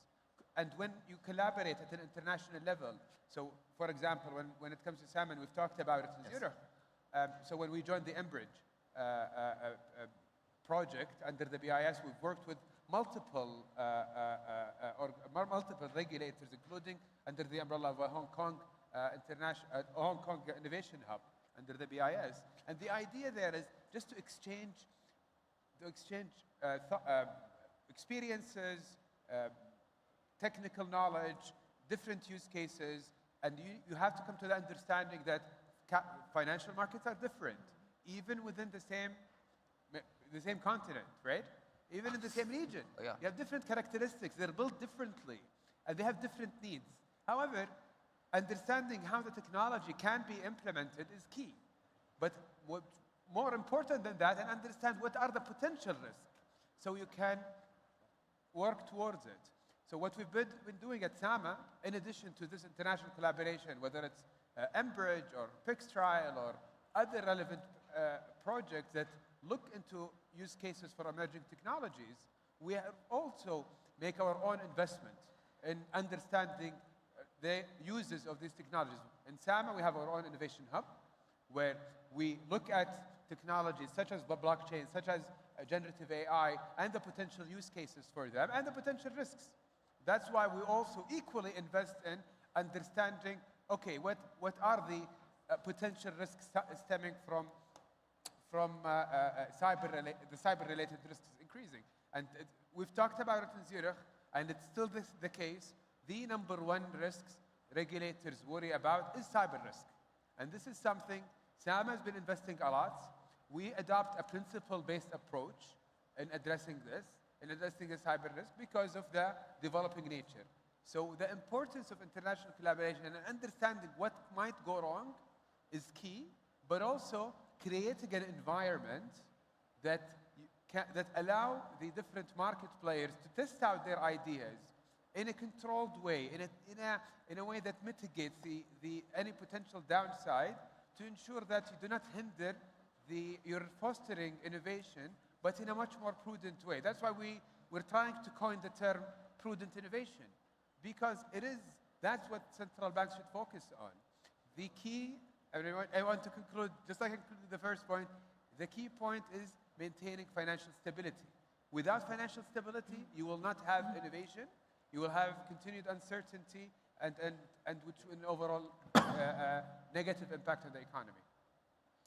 You know, I find innovation hubs extraordinarily fascinating, and because they're really sort of the top of the funnel, both for entry into the marketplace, but also for financial regulation, right? Because otherwise, you have to get the insight to understand the myriad risks, you know, that you're pointing to. Colin, I mean, again, working from some of these insights, I mean, maybe can you share some real-world examples of what you've seen over at HKMA in terms of reaching that balance between these competing priorities of, on the one hand, enabling innovation while also enabling insight, although now I'm thinking to myself, maybe they are more and more complementary when you think about some of the sandboxes. But maybe sort of how do you vision that balancing act, and how does that feed into your vision of the future when you think about Hong Kong as a financial center? Well, thank you for your question. I think through our fintech journey, we are fully aware of the division of labor between the private sector and the public sector. The private sector is basically best capable of innovation, attending to customer demand, exploring use cases. On our side, as the regulator, we want to make sure that the safeguards are available.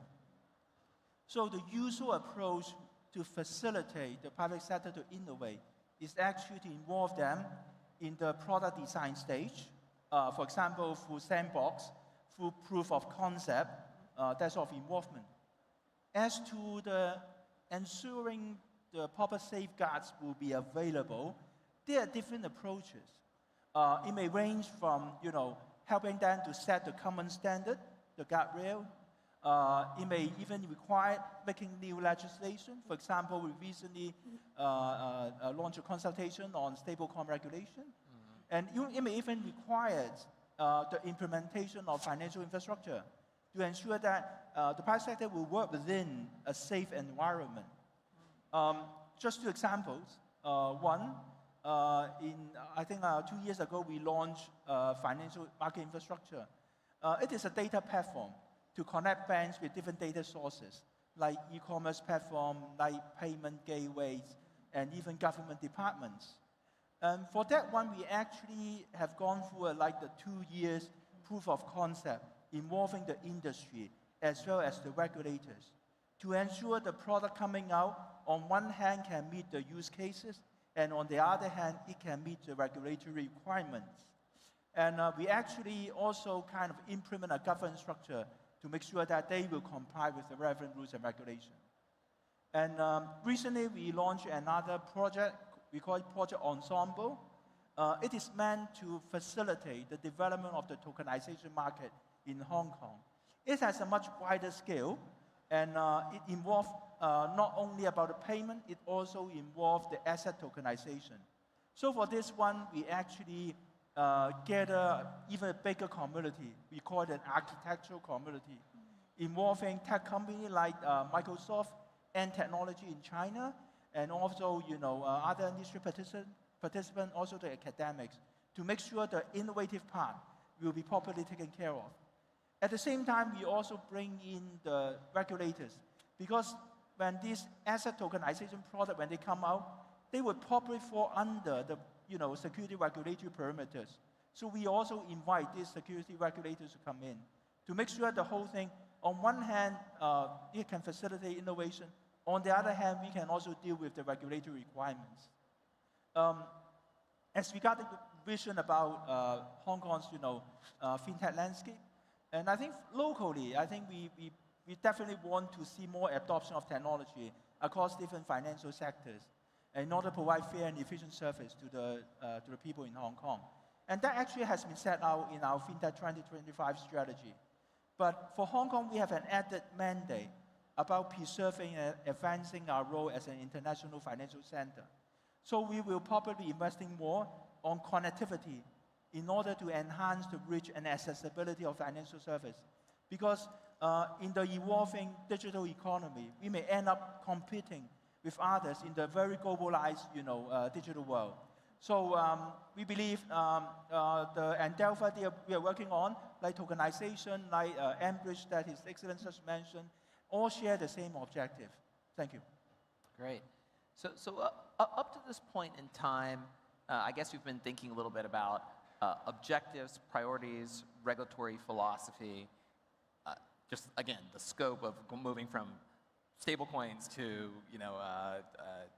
asset tokenization. There's a lot that goes on in between there. But when we get to the nuts and the bolts of things, particularly when you get to central banking, there are some core regulatory approaches. And Dr. Al-Suwaidi, when you think about those current regulatory models, they're based on capital requirements, risk assessment, mitigation, conduct of business, compliance, and enforcement. How do those regulatory models that we've come to rely on align with the governance of the fintech ecosystem? How applicable are they? How resilient are they? Well, the element that you have outlined, there are the pillars of a financial regulatory framework. But how would an outsider, let's say like a regulator, would ensure at arm's length that rules are followed and conduct is being streamlined within an institution? It is through these mechanisms that you have mentioned. So the regulatory scrutiny starts at the authorization stage, which makes the founders works on, and they analyze their business plan. Capital requirements ensure financial soundness. Corporate governance ensures that a balanced distribution of responsibilities within the institution and taking care of conflicts of interest. Risk assessment highlights the dark corners and potential pitfalls. Enforcement and compliance, there are the regulator weapon or tools to ensure discipline. I believe that all of these functions still remain relevant in fintech ecosystem. It's only the human elements, of the processes is replaced by technology. So the fintech ecosystem still remain vulnerable to fault and non-compliance. The difference being is that in a traditional system, there is a human touch to the generation of faults, which can be detected easily, relatively easily, by review of the process. So there is relative transparency. While in fintech ecosystem, fintech companies' activities the implementation of technology gives some sense of opacity to the procedure and the system. And therefore, fault lines or non-compliant issues may be visible only at the completion of the process or the finalization of service delivery. That is why it's really important to have trial runs of fintech for over a period of time, which is the reason for having the sandbox ecosystem. Again, I think a common theme is lots of different players, lots of different contexts, different stakeholders, and figuring out a way to coordinate those different players in light of existing and new regulatory requirements. Yusuke, as we look again now forward into the future, how can these stakeholders and obviously regulators as well, financial institutions, fintech companies, how do you enable that collaboration to create that sustainable fintech market? I mean, obviously sustainability is something that we've heard a lot from. How do you see that happening and playing out in Japan? Yes, so FSA is taking a number of initiatives to have a multi-stakeholder discussion for the sustainable growth of fintech ecosystem in Japan as well as globally. And then one of the initiatives is actually working together with academia. And then I went to Georgetown University until 2021 studying blockchain technology and then blockchain governance. And then Chris is, of course, teaching. And then I have a lot of discussion with cryptographer and the industry players and the Bitcoin engineers who has a totally different view and the mindset and the principle than regulators. And then it was quite difficult to have a discussion with Bitcoin, anarchist engineers. But we realized we have something in common, like, even Bitcoin engineers don't want, financial crime or terrorist financing using Bitcoin. So that's a kind of step-by-step approach to have a dialogue, to have a mutual understanding. And then that's why we are working together with a bunch of regulatory authorities around the globe and then together with private sector participants. And then one of the examples is exactly this event. So it's an awesome event hosted by regulators, but so many industry players are coming and they're discussing together. So this is fantastic opportunity. And then probably next time it's DC, Fintech Week in Washington, DC, and then Hong Kong Fintech Week.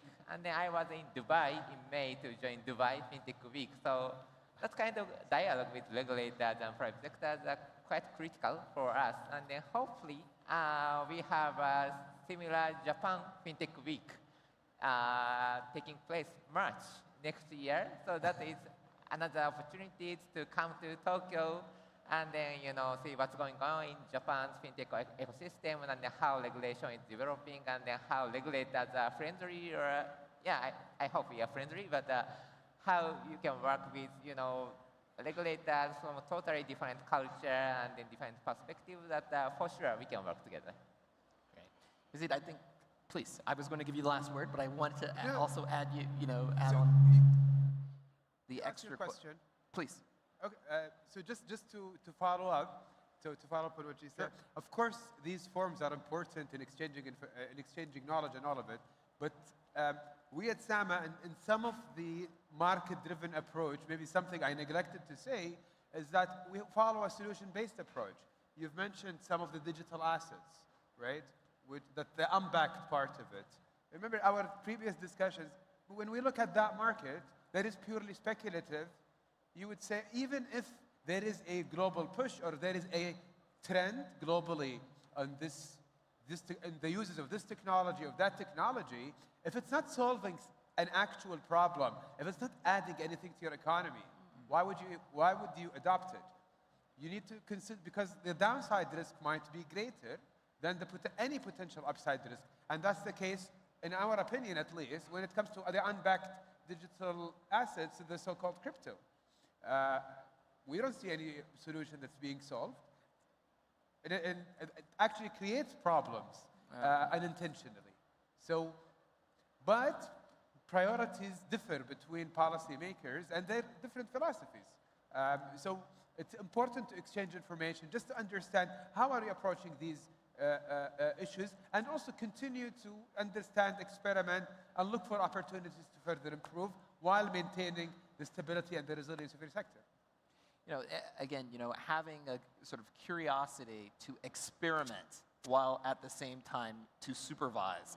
That's a hard thing to do, but it's necessary when the nature of the technology is always evolving, as well as trying to sort of assess and suss out, what the risks may be. If you're going to look at sort of concrete things, and we've talked about it. I mean, we're seeing it here, obviously. Some of the things that Sama is doing when it comes to delivering on that mandate.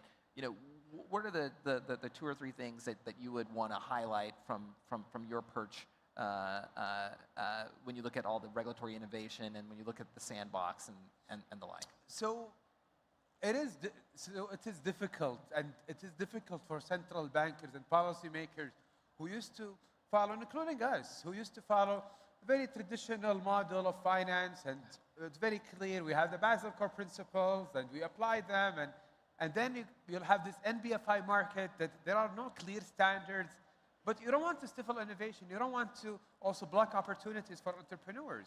So you create these controls to allow them to experiment. We launched the sandbox in 2018. We started with 5 companies, and we had more than 500 companies applying for it. As of today, we have more than 50 companies got licensed. Afterwards, we've changed around 11 different laws and regulations were changed as a natural result of the sandbox. And not all of the companies that come with the sandbox will succeed. Some of them, they would realize, you know what, it doesn't make business sense. But also, we've noticed that there are certain challenges that are specific to those companies, especially when it comes to compliance, cost of compliance, cyber-related risks, business continuity considerations, disaster recovery, and all of it. So we at SAMA said, you know what, we need to support those startups in building a more resilient, a sustainable business model and give them the strong foundation. So we've, in partnership with our colleagues at the Capital Market Authority, we've launched the MECCAN program, which translates to enablement. And the point of it is to support them by subsidizing and help in covering the cost for a lot of the control side aspects. Because we know that, so whether it's managed cyber services or the cloud services, or all of these control functions that tend to be costly, limited, and let's be honest, entrepreneurs, their focus mainly on the business and when is my next funding round? And I understand this. Even when you speak to banks, a lot of them, that they focus more on business than control, which is natural. That's where the central banks and regulators step in. You think more of a macro level, what serves the system, you have more of a long-term view, and it trickles down. And you keep on, you have to, there is a continuous educational process that we engage in.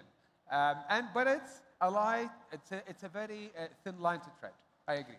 Yeah, I think one thing that's kind of overlooked, and people don't, certainly I've seen in other countries, including the US, is even having the coordination between the central bank and the capital markets.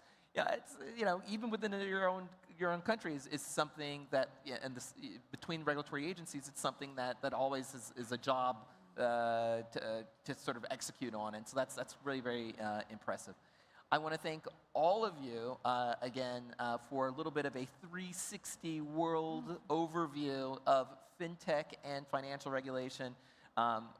Again, I love these conversations, learning, comparing, contrasting, but you do hear some very common themes about oversight, the need to adapt, the need to experiment, the same way to also rely upon and develop models that have been really the archetype for financial regulation. So thank you so much to all of you, and especially for this conversation. And again, thanks so much to our gracious hosts here in Riyadh. Thank you so much. Thank you.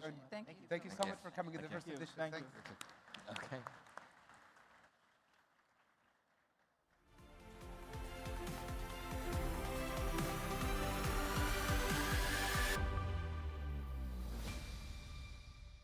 Thank you, Your Excellencies, our panelists, and our moderator, Dr. Christopher.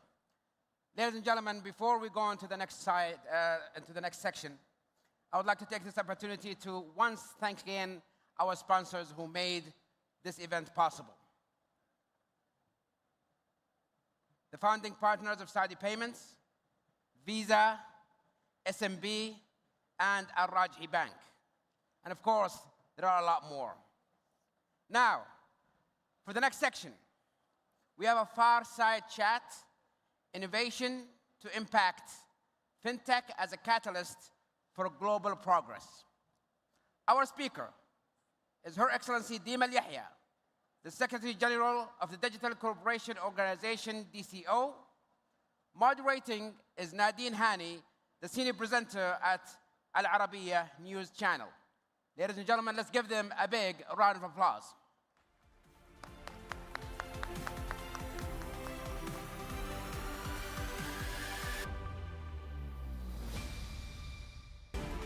تفضلي.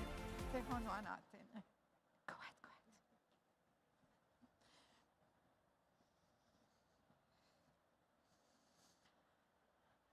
Thank you, Muhammad. Good afternoon again, and welcome to this fireside chat. Our theme is Innovation to Impact, Fintech as a Catalyst for Global Progress.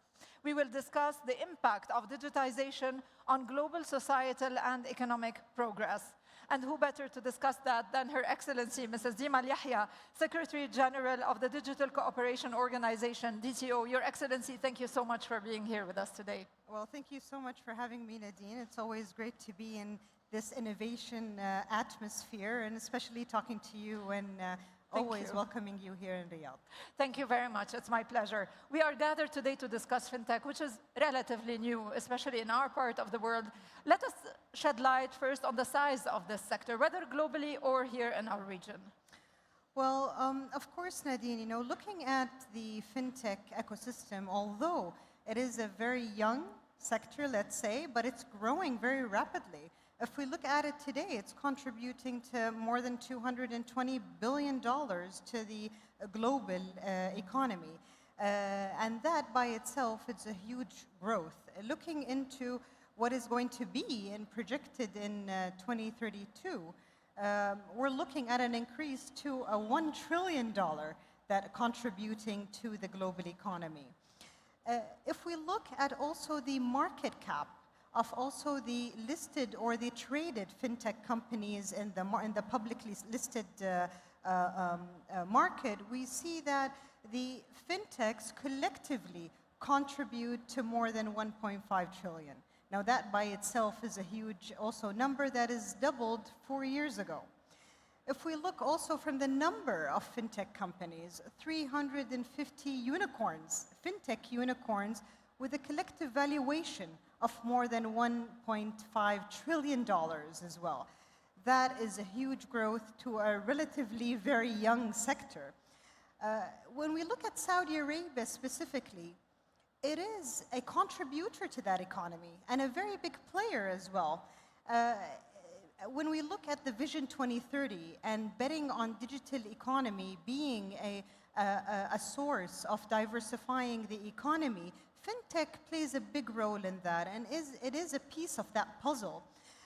So therefore, the investments that we see that the kingdom has established in the fintech ecosystem is really, we're seeing the fruits, as we say, from an increase from 89 startups or fintechs in 2022 to now we look at more than 200 fintechs in 2023. That's in 1 year.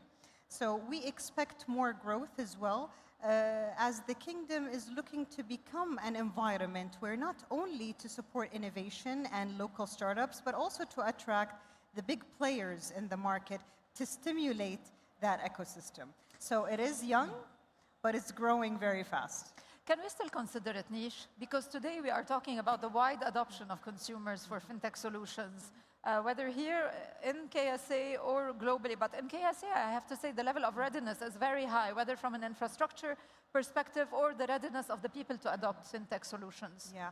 Well, I think, honestly, looking at the fintech sector, I think it overgrew niche, considering the importance and the mass impact that the sector is providing, not economically, but also socially as well.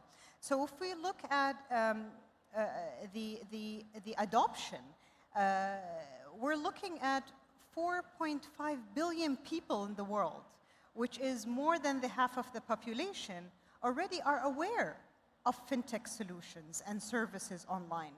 And we look at a very big percentage, which is a 36% of that population already is now adopting fintech services, which is, and we're looking at unbanked or underbanked societies. So that by itself really shows that this niche sector is actually providing a new way of how are we managing our money, how are we dealing with our financials, not from a personal perspective, but also from businesses as well. So therefore, looking at this sector and how it enabled doing business, how it enabled also the prosperity and efficiency of people's lives, we see that motivation in growth and in prosperity in that sector.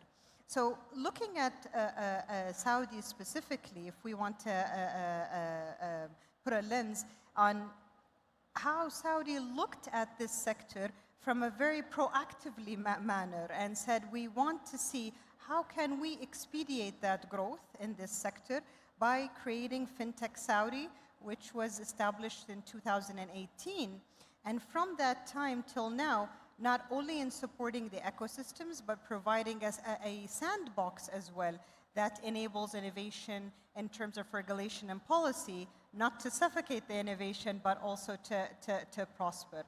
So all of these factors, I think, gives us, or sheds the light that this sector is not niche anymore, and it became mainstream, rather than being the edgy and disruptive force. It became a mainstream right now. Before we came on stage, we heard an announcement that the Saudi National Bank launched a platform for digital services called NEO.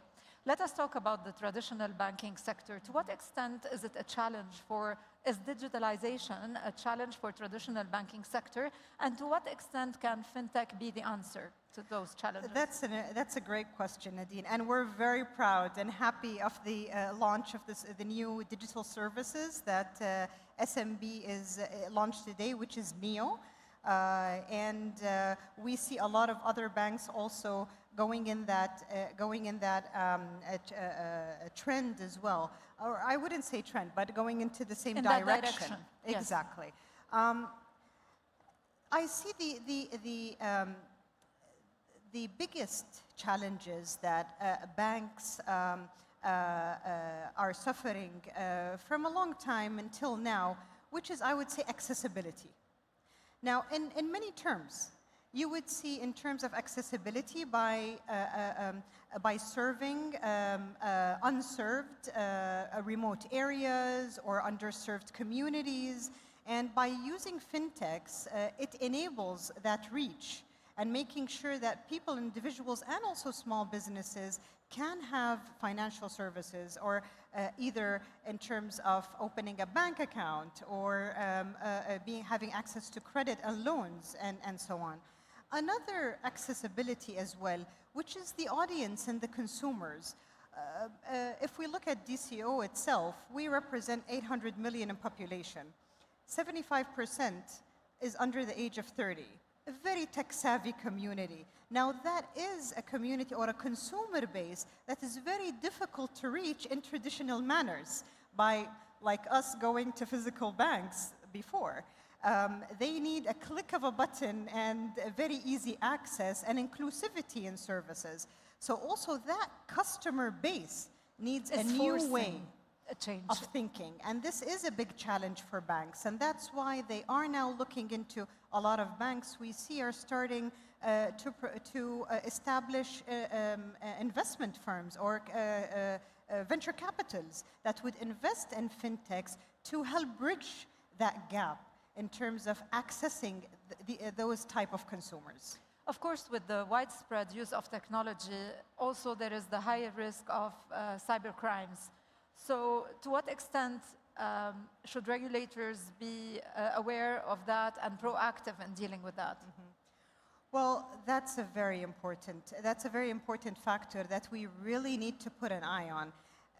By providing any service online and moving to digital and online, that gets you more vulnerable and also open to more cyber crimes. Imagine, Nadine, that cyber crimes, they cost the global economy $10.5 trillion annually by 2025 if we don't look for solutions and start innovating.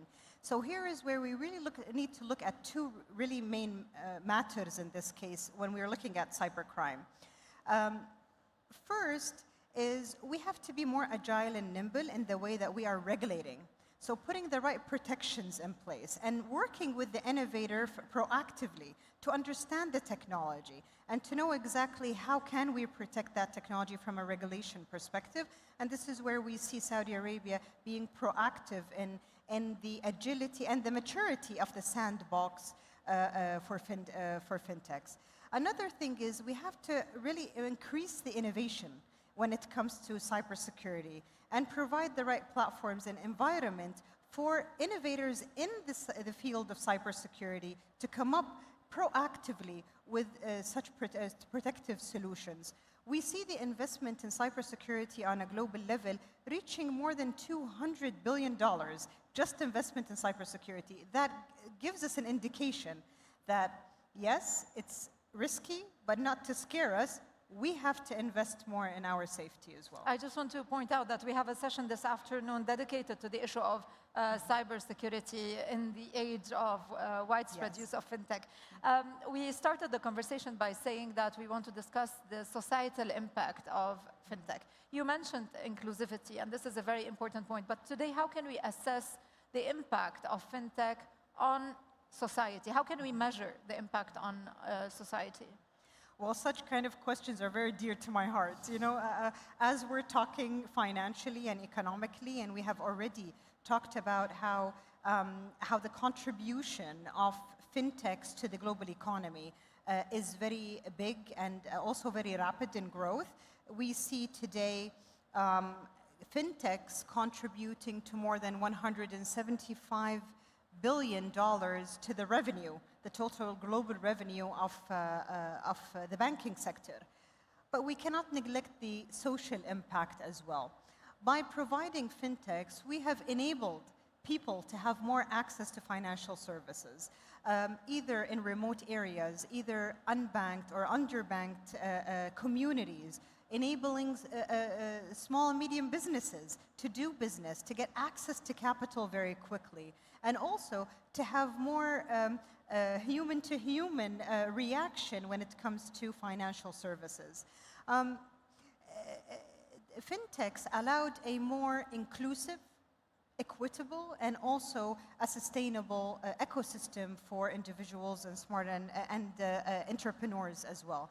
If I can give an example of some of our member states, I see an example in Pakistan, for instance. In Pakistan, in 2023, they were unfortunate to have a very unfortunate environmental collapse, which was the floods that happened and the rains that occurred in Pakistan, which affected more than 33 million people that lost their houses, their jobs, their lives also. And here we see a fintech called Easy Payza came in, provided that platform to create a safe environment for donations, where they collected donations from all over the world and enabled 30 humanitarian organizations to have access to donations and to funds. We look at, for instance, Nigeria, and I love that fintech, and I actually started mentoring them, looking at a problem that they had in terms of farmers. Farmers didn't have the right access to loans and capitals. Also, there was a lot of transactions between farmers together. And it was very difficult for them through the traditional banking services. So there's a platform called Thrive Agrec, who created a platform for farmers to exchange goods with money, to sell, and to also open markets on more villages and more locations in Nigeria. For not only did they help in efficiency, transparency, and doing business, but also open markets. Another great example in Greece. And here we see a more use of new technologies like AI. So there is a startup called Plum. and it is an AI-powered money control application, which analyzes the spending behavior of the consumer, and then comes in with suggestions of how to save, and actually stops spending for the customer. Many people need that platform. Exactly. So all of these examples give you a sense of how not only economically fintechs enabled, but it changes the mindsets of people on how to save, how to invest, how to be more safer actually in using also your financials online. Let's go back to the business side of fintech. You started the conversation by talking about what Saudi Arabia is doing in this space. Now, you are representing the DCO, which has, as I understand, 16 member countries, right? Exactly. So Saudi Arabia is one of them. So from where you're sitting, how do you see what's happening in this space in Saudi Arabia, and how does it relate to the other member countries that your organization represents? Well, a great question, Nadine. You know, looking at digital economy right now, it's growing very rapidly. If we look at 2023, it's 16% of the global GDP. Expected by WEF that it's going to increase to 70% where the contribution of digital services to the global GDP. That gives a huge opportunity for any country globally to harness that opportunity digital economy. But that's huge. That the infrastructure or that transformation journey for countries to transform is huge, from infrastructure to reforms in policies and regulations, to human capital development, reforms as well, and also attracting investment and outwards investment as well. No country can do that alone. And this is where it's very important to have that platform to share best practices, to bring people together and countries together to help one another. An advantage in one country could be a solution for another country. And here is where we see Saudi Arabia in the ecosystem of DCO being that player when it comes to fintech, providing that best practices, providing the best solutions to enable other countries to prosper and adapt financial services, either from a regulation perspective, either from an infrastructure perspective, or either from a system and solutions perspective. We have seen Saudi work with DCO to enable multiple fintechs to expand nations to the likes of Morocco, to the likes of Pakistan, Nigeria, and so on, and countries that need these solutions. Also, when we look at the sandbox, the fintech sandbox in Saudi Arabia, providing a state-of-the-art mechanism and a framework of how to work hands in hands with innovators to create the right regulation and policy. We have adapted such kind of regulation and trying to harness it and to harmonize that in other countries like the likes of Oman and the likes of Jordan and so on. So we do see Saudi as a player and a leader in the market when it comes to sharing these best practices, but also a good infrastructure and environment to attract the right also talents and the right fintechs to look at Saudi being the hub for them to do business. I was very interested to see that the DCO, the organization which you represent, aims for digital prosperity. Yes. What do we mean by digital prosperity, and how do you achieve that? Well, when we look at prosperity, and as I mentioned, digital economy is growing. How can we harness that opportunity? By digital economy, we can make lives better and businesses thrive. We believe in DCO that every individual and every country and every business should have a fair opportunity to prosper in the digital economy. So here is where we are serving our 16 member states from Asia, Europe, and Africa and the Middle East to really have a positive contribution to that digital economy and diversify their economies by betting on digital. Helping and supporting them have the right sustainable infrastructure and a very strong one to be self-sufficient as well. Enable more innovation and create a more efficient and inclusive business environment, not only to attract the right investments, but also to enable their companies to strive and to expand as well. Do you rate them on digital prosperity levels? Well, actually, we do. We have the Digital Economy Navigator, and we're actually we give them targets and KPIs on where they should be heading to. It was a pleasure talking to you today. Thank you for being here with us and for this insightful conversation, Your Excellency, Mrs. Thank you Dima for Yahya. having Thank me. you so much. Thank you.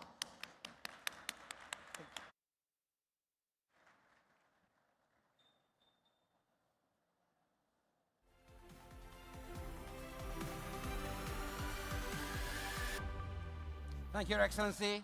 Thank you, Nadine. Ladies and gentlemen, next is another fireside